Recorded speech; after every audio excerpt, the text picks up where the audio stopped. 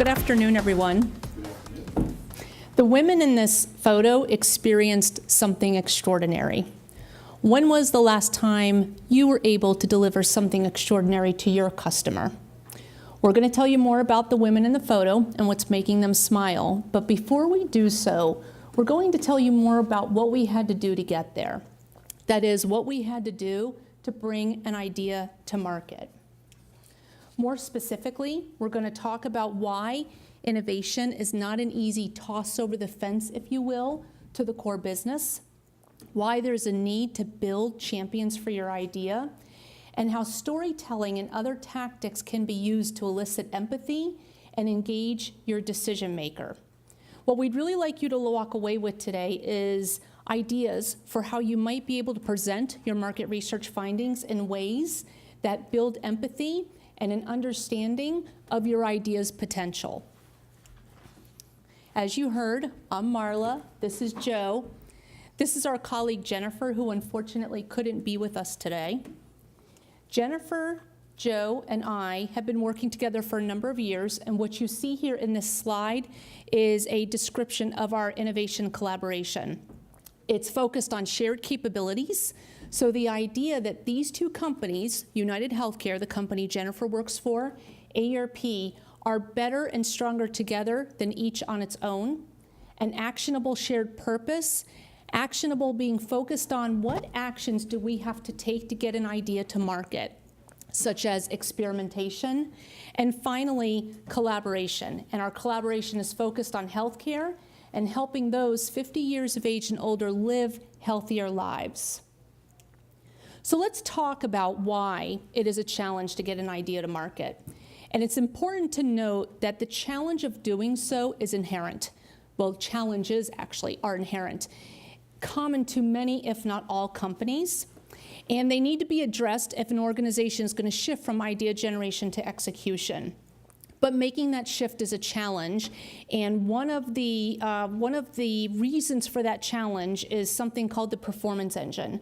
The idea that companies are built for efficiency, not innovation. And it's best described by one of the authors of the book, The Other Side of Innovation. Let's hear what he has to say about it.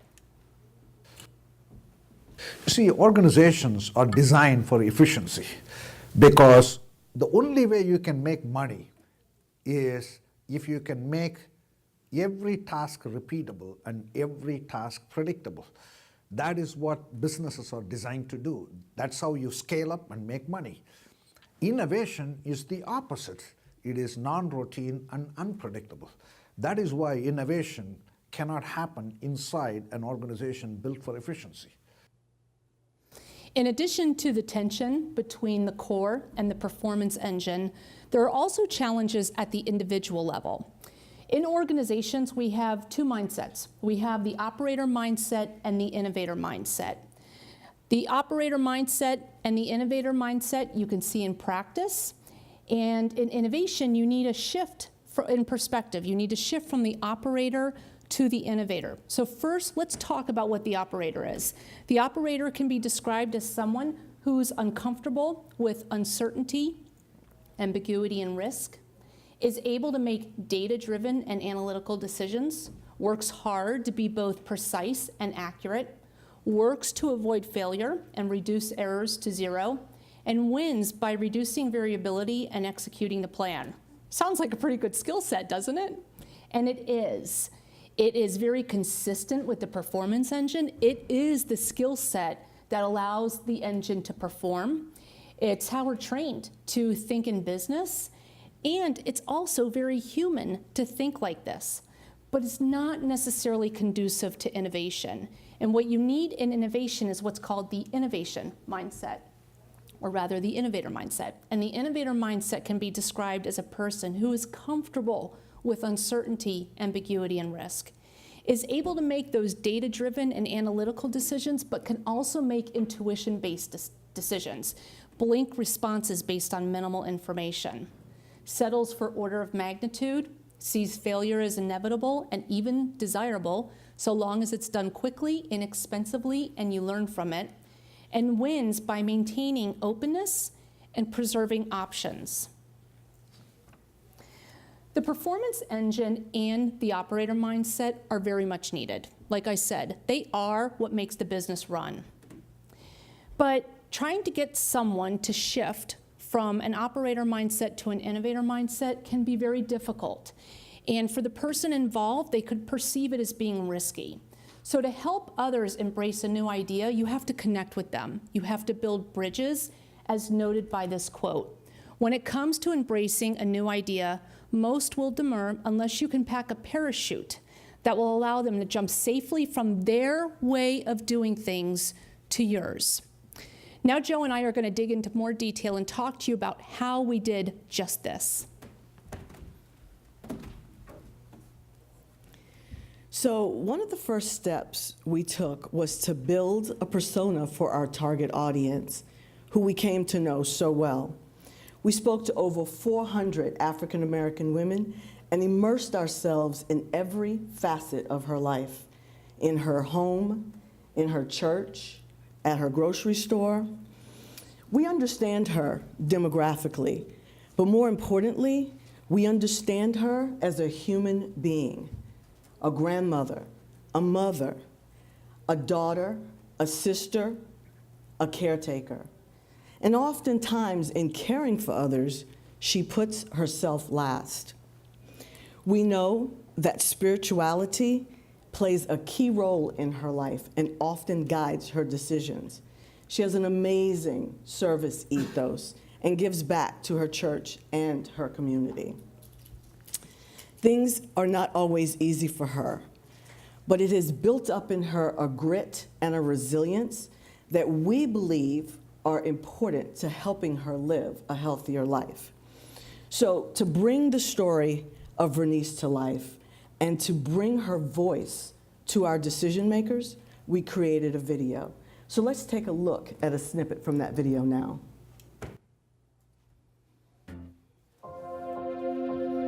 I take care of everyone else and don't accept help easily. Help will have to come to where I am, both physically and mentally, where I connect with people and I feel whole, and where I am able to overcome my social and cultural bad habits. And don't just tell me, show me how to eat healthy and exercise in a proactive way. My generation and those that follow need to make changes for our families and ourselves. I read a diabetes pamphlet at the doctor's office the other day that said African American women are dying at rates greater than any other group of women in history. That is just plain crazy.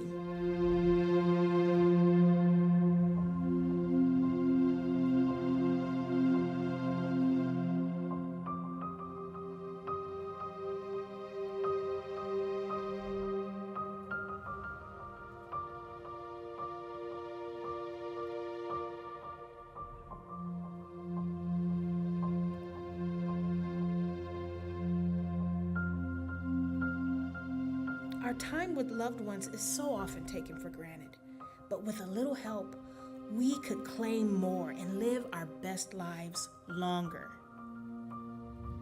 I know change has to happen sometime, and it may as well be now.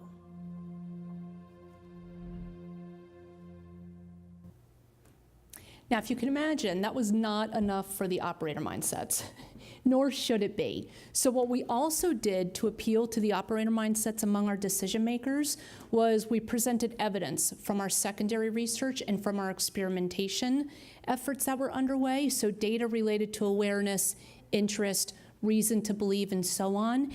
But we presented the findings in a creative way, and I would like to show some of these examples to you. In fact, Jo has them in her hand. So one of the first things we did was we sent our decision makers an invitation, and the invitation was wrapped in a red bow, as you can see. And when they opened, well, first and foremost, it was unexpected when they found it on their desk. But when they opened it up, it invited them to go on a learning journey with us, because we had a lot that we had learned that we wanted to share with them. We also created a brief. The brief described the opportunity, our target audience, and our strategy. And it also highlighted future trends, because there were future trends that had implications for what we were designing. And we helped them understand the future trends by really highlighting current manifestations of those today. We made several presentations, including showcasing a much longer version of the video you just saw. We hosted gallery walks where we had large posters of the data we had collected, some of our various materials we were creating for the work that was underway. And those are just a few ideas. You probably have lots of other ideas about how you can creatively present your research findings. Our work, our effort was successful. We did get funding for the next phase of our work. And furthermore, we used these same techniques to engage with the core business. So we had 2 business units that we thought would have interest in helping us bring this idea to market. And we used these same tactics to engage with those 2 business units and get them to understand the potential for the idea as well. So, as promised, we're going to tell you more about the program that is the reason behind the smiles that you saw on the women's faces earlier.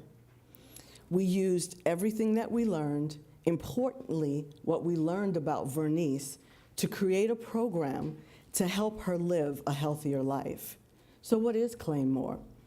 Well, Claim More is a social movement and healthy eating program that embraces African American women right where they are today to help them be more accountable, to help them engage in healthy lifestyle behaviors that will help to reduce their risk of obesity-related chronic illnesses, such as diabetes. We combined community, technology, and nutrition support to empower these women to create and sustain healthy, lifelong habits while still enjoying cultural relevance and traditions around food. Claim More features 6 elements that were uniquely combined to trigger an emotional response and engagement needed to facilitate behavior change. Personal promise. We know from the literature that when someone makes an open declaration, that it brings a layer of accountability, and that individual is more likely to follow through on that promise. Support partners. We know the importance of having someone like you on the journey with you. These women developed a strong sisterhood of support, often laughing together, crying, learning together, and praying for one another. Mobile tips and nudges. We know from our studies of behavioral economics that nudges do work, but we also know that there is a say versus do gap. So when we asked the women that we talked to if they wanted to receive the nudges, and when we heard a resounding no, we suspected that this was the case. And rather than remove the feature, we knew that we needed to test it. The exciting news is that in the post-experimentation interviews, 100% of the women said they loved receiving the text reminder with a tip in the morning, and importantly, did not want to say no when asked had they met their goal for that day. Nutritional Guidance. The curriculum was developed by an African American nutritionist and life coach to uniquely address nutrition, movement, stress reduction, and sleep for our audience. Culturally relevant recipes were created to respect the African American culture of food, but to do so in a healthier way. The recipes were also regionally relevant, and we taught the women to source the local foods and how to prepare those foods more healthfully. And finally, swag. Who doesn't love swag? I know I do, and I'll be collecting mine, so if you have a booth, just know I'll be by to say hi. But we do know that from the literature, rewards do work when strategically placed. So as an example, when the women made the personal promise, we provided them a Claim More wristband that reminded them that they were a part of this larger social movement, but importantly, reminding them on a daily basis of the promise that they made. When they moved into the movement module, we provided them with a Claim More branded water bottle. When they completed the grocery store tour, a Claim More branded neoprene lunch bag. But perhaps our favorite is the t-shirt that they received at the end of the program. So on the back of the t-shirt, we left a blank so that they could write in what Claim More meant to them. We saw so many fabulous responses, from writing their own names in, so claiming more of themselves, claiming more life, claiming more time with family. Whatever it was, they were able to personalize it and say what Claim More meant to them. And you'll see some examples of that in a couple of slides later. So we went into Winston-Salem, North Carolina in the fall of 2015 and conducted an in-market learning experiment that spanned 12 weeks, included 2 churches and 28 African American women. So Marla told you at the beginning of the presentation that the women experienced something extraordinary. So we want you to experience that journey for yourselves. Take a look.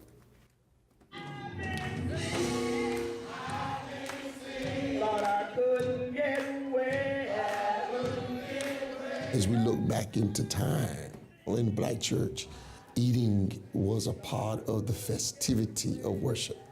It was not seen as something that would be detrimental to us.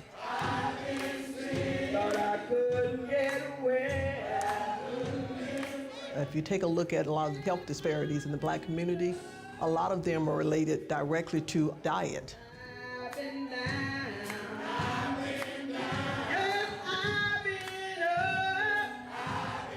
When you continue to lose people to health issues, it's time for us to begin to take seriously.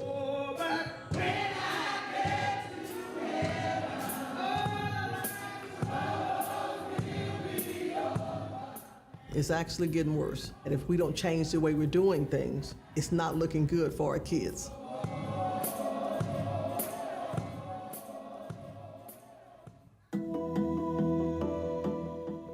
I really thought that nothing could help me. I was eating McDonald's, Burger King, just greasy stuff. We eat too much of the wrong stuff, and it makes us sick. Working with thousands of Black women with their health and their nutrition over the years, what I find, we tend to be everything to everyone else. And at the end of the day, we got nothing left for ourselves. So when it comes to diet and living healthy, we don't put so much emphasis on that because we're taking care of everyone else.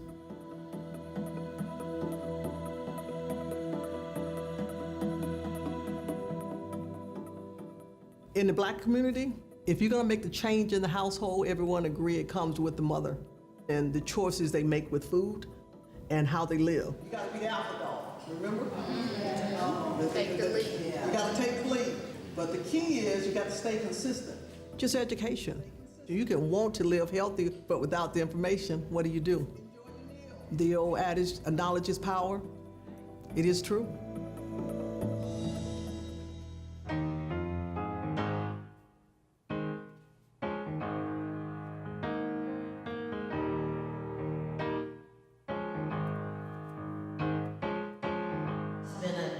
This has been a program from you. We thank you, God, for bringing this Claim More program to Winston-Salem. God, we're claiming more life, we're claiming more years, we're claiming more happiness, more energy, more hope. What Claim More has been able to do for African American women is to give them the opportunity to learn how to eat healthy and to live healthy. And the goal is from there, she can branch out into the family. This concept of living well and losing weight isn't about going through extreme diets and extreme exercise programs. It's just eating less and moving more, teaching them how to do it in moderation. Little things like that really made the difference.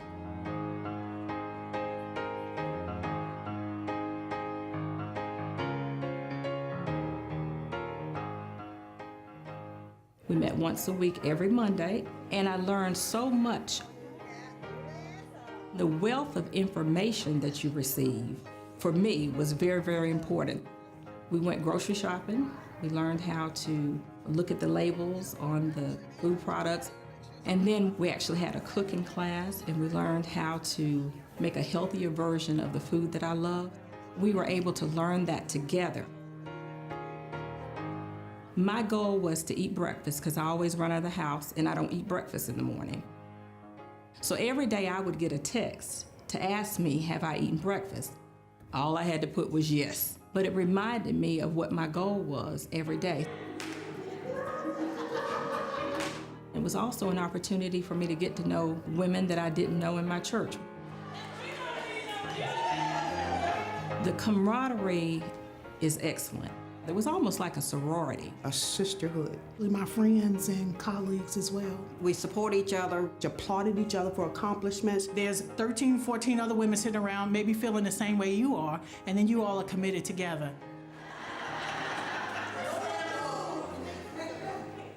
I felt like a ghost before in the church, and I was having problems sleeping because of stress. And that group got together with me and prayed for me. And that solidified, me and saying, hey, this is my family. I believe the thought to have it as a religious-based program was brilliant. The African American Church has been the central station for social, political, and even lifestyle issues. Now the fellowship has become more educational. In other words, as African Americans, when we hear things from our spiritual leaders, it kind of makes it like, oh, this is for real. We want to congratulate the Claymore participants on your accomplishments. Relationships are important. There's a lot of programs tend to bring people in from the outside, but the intimacy of having someone as a church champion that is one of your own people, and that person to push you, I think that makes a difference. Claymore participant Aurelia Johnson. These women came out of this inspired, ready to change their family, change their health. I feel so much different. I got a little more courage. Some pounds have come off. I sleep a lot better. I don't snack anymore. I'm excited about what I've learned. It basically changed my life.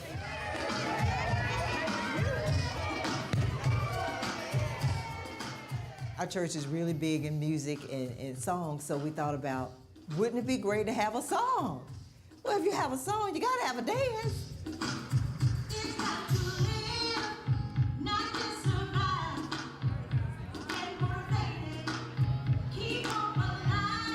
For each person, it was different, but they took away something that was valuable to themselves and also to their families.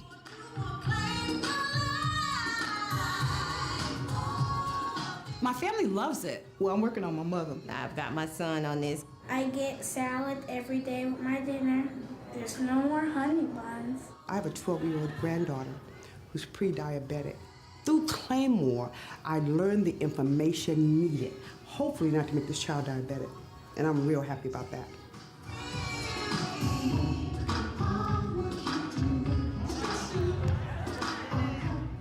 I would like to see it all across the country because you're going to touch so many different communities that way. It's going to be thousands from this movement, and I'm spreading the word every chance I get. I can't speak about it enough. Claiming more for life, yes! Every woman that I know need a little help with making better choices for them health-wise. I hope that other women can take part in this program because I know it will change their lives too.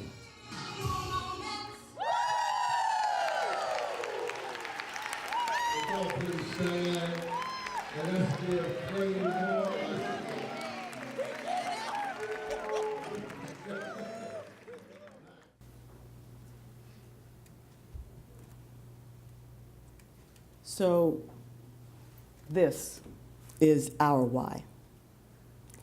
This is why we do what we do.